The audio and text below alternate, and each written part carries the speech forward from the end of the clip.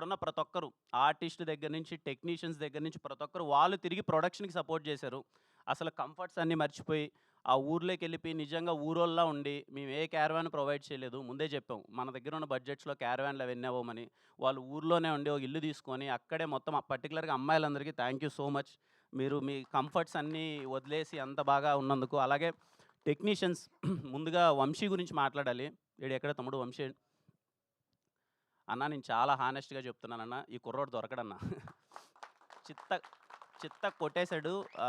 I'm నేను background score చూసిన తర్వాత వంశీని కలిసి అసలు ఏంటి వంశీ అని అంటే, మనోడు ఇన్ని రోజులు ఎక్కడున్నాడో నాకు తెలీల. నాకే ఆశ్చర్యమండి. ఈ సినిమాలో డీఓపీగా చేసిన అక్షయ్ బ్రో గాని, మనోడు లిరిసిస్ట్ సనారే గాని, ఇన్ని రోజులు ఈళ్ళు ఏంటి అసలు ఇంత టాలెంట్ ఏంటి?